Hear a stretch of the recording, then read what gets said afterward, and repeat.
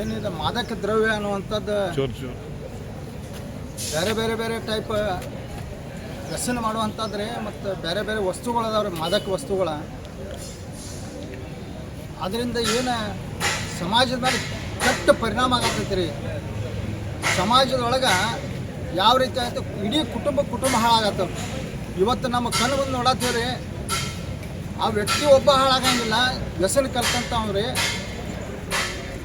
ಆ ವ್ಯಕ್ತಿ ಕುಟುಂಬ ಅಟ್ಟಲ್ದ ಇಡೀ ಸಮಾಜ ಅಟ್ಟ ಹಾಳಾಗ್ತೈತಿ ಅಥವಾ ಇಡೀ ದೇಶ ಸಹಿತ ಹಾಳಾಗುವಂಥದ್ದು ಒಂದು ಕೆಟ್ಟ ಇದರಿಂದ ಪರಿಣಾಮ ಆಗತ್ತೈತಿ ರೀ.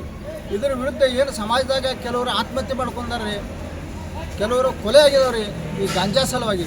ರಾಯಭಾಗದೊಳಗೆ ಆಗಿರುವಂಥ ಇದ್ರ ಸಲುವಾಗಿ ಈಗ ನಮ್ಮ ಅಣ್ಣಗಳ ಪ್ರಣಯನ ಪಾಟೀಲ್ ಅವರ ಒಂದು ವರ್ಷದಿಂದ ಇದನ್ನು ವಿಚಾರ ನಮ್ಮ ಸಮಾಜದ ಮುಂದಿಟ್ಟು ಒಂದು ಆಂದೋಲನ ರೂಪದಾಗ ಮಾಡೋಣ ಅಂತ ಹೇಳಿ ನಮಗೆ ಎಷ್ಟೋ ಸಲ ಬೈಠಕ್ ಕರೆದ ಹೇಳ್ರಿ ನಮಗೆ ಮೀಟಿಂಗ್ ಮಾಡಿ. ಅದು ಇವತ್ತಿನ ದಿನ ಅದು ನಮಗೆ ಪ್ರಣಯನ ಪಾಟೀಲ್ ಅವ್ರ ನೇತೃತ್ವದೊಳಗೆ ನಮ್ಮ ರಾಯಬಾಗ ತಾಲೂಕಿನಾಗ ಒಂದು ಈ ಅಭಿಯಾನ ಇವತ್ತು ಆರಂಭ ಮಾಡಿದೇವ್ರಿ.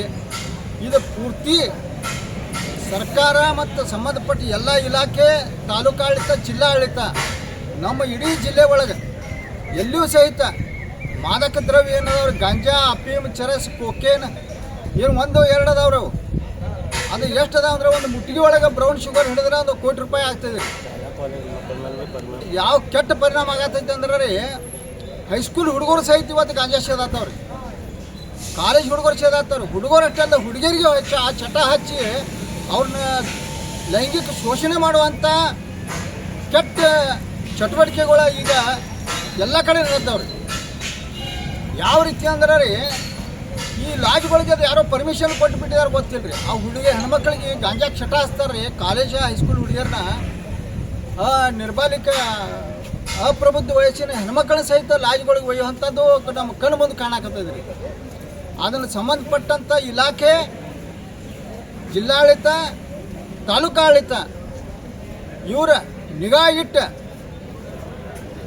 ಅಂಥವ್ರನ್ನ ಎಲ್ಲರನ್ನೂ ತೊಡೆದು ಹಾಕಬೇಕು. ಈ ಸಮಾಜದಿಂದ ಯಾವತ್ತೂ ಶಾಶ್ವತ ಅವ್ರ ಜೈಲಿನಾಗ ಬೀಳ್ಬೇಕು. ಯಾವ ರೀತಿ ಮಾದಕ ದ್ರವ್ಯ ನಿರ್ಬಂಧ ಸಲುವಾಗಿ ಎಷ್ಟು ಕಾನೂನು ಅದಾವು ಅವೆಲ್ಲ ಮಾಡಬೇಕು ಅನ್ನೋಂಥದ್ದು ನಮ್ಮ ಪ್ರಣಯನ ಪಾಟೀಲ್ ಅವ್ರ ಇಚ್ಛೆ ಐತಿ. ಆ ದೊಡ್ಡ ಒಂದು ಶಕ್ತಿ ನಮ್ಮ ಮುಂದೆ ಐತಿ. ಅವ್ರ ಮುಂದಾಳತ್ವದೊಳಗೆ ನಾವು ಇವತ್ತು ಈ ಆಂದೋಲನ ಪ್ರಾರಂಭ ಮಾಡಿದ್ದೇವ್ರಿ.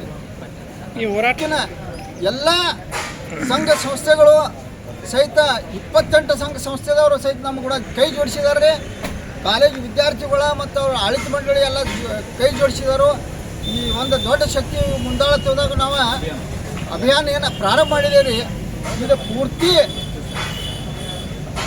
ಅಪರಾಧಿಗಳು ಯಾರಿದಾರ ಅವ್ರನ್ನ ಪತ್ತೆ ಹಚ್ಚಿ ಅವ್ರನ್ನ ಜೈಲಿಗೆ ಅನಿಸೋ ತನಕ ಮತ್ತು ಸಮಾಜದೊಳಗೆ ಒಂದು ಒಳ್ಳೆಯ ಚಟುವಟಿಕೆಗಳು ಆರಂಭ ಆಗಬೇಕು. ಆ ವ್ಯಸನಕ್ಕೆ ಬಲಿಯಾದಂಥವ್ರ ತಮ್ಮ ವ್ಯಸನ ಎಲ್ಲ ಬಿಟ್ಟು ವ್ಯಸನ ಮುಕ್ತ ಆಗಿ ಅವರು ಒಳ್ಳೆಯ ವ್ಯಕ್ತಿಗಳ ನಿರ್ಮಾಣ ಆಗಬೇಕು ಅನ್ನೋಂಥದ್ದು ನಮ್ಮ ಪ್ರಣಯನ ಪಾಟೀಲ್ ಅವ್ರದ್ದು ಒಂದು ದೊಡ್ಡ ಇಚ್ಛೆ ಐತ್ರಿ. ಆ ಇಚ್ಛೆ ಈಡೇರುವಂಗೆ ನಾವೆಲ್ಲರೂ ಅವ್ರು ಕೂಡ ಕೈ ಜೋಡಿಸಿ ಅವರನ್ನು ಮುಂದಾಳತ್ವದೊಳಗೆ ಇವತ್ತು ಹೋರಾಟ ಮಾಡಿದ್ವಿ.